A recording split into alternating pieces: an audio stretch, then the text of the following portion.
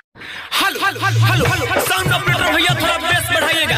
जी हाँ, नौ युग सरस्वती पूजा समिति आप सभी को हार्दिक अभिनंदन करती है और करती ही रहेगी। जी हाँ, बोलिएगा सरस्वती माता, सरस्वती माता।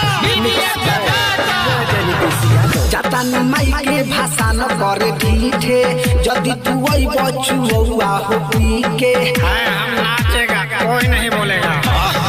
जतन माई के भाषण पर ठीठे, जदि तू आई बचुआ हो पी के अपना पिकअप के सामने रगहर देव।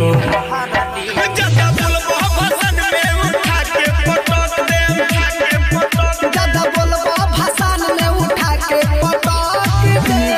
हेलो लड़का तो लड़का से निवेदन है जो हारसर बिल्डर आया हुआ है, वो काफी देर से हम देख रहे हैं, वो ताजा ताकि निहारा नहीं कर रहा है।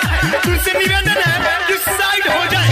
मरते हम गोली भाषण में दे बोली खुदले आइले माने लपन के टोले, खुदले आइले माने लपन के माते हम बोली भाषण में दे बोली, खुदले आइल बानी लफुअन के टोली।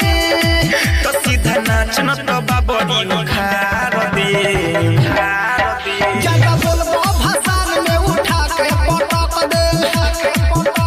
बिहारी के भाषा न हो उठा के पटक दे।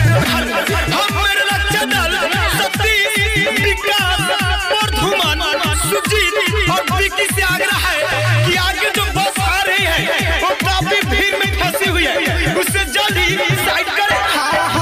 बाजे भाषण में राजेश के गाना, देखो न नाचत सारा जवाहर। देखा को नाचता बजे भाषणों में निदेश के गाना, देखो न नचता रे सारा जमाना। ये निमुने आँख मोर बिगाड़ दे। हम बिहारी के भाषा न हो उठा के पटक दे, ज्यादा बोलबो भाषण में उठा के पटक दे। जातानी माई के भाषा न करे ठीठे, जदि तू आई बचुआ हो पी के अब मोतिहारी भी है बाजी है प्यार। जतन माई के भाषण पर ठीठे, जदि तू आई बचुआ हो पी के एमएस फिल्म ला पहले बा। पिकअप के सामने रगहर देव। ज्यादा बोलबो भाषण में उठा के पटक दे, ज्यादा बोलबो भाषण में उठा के पटक दे। Recording by MS Films.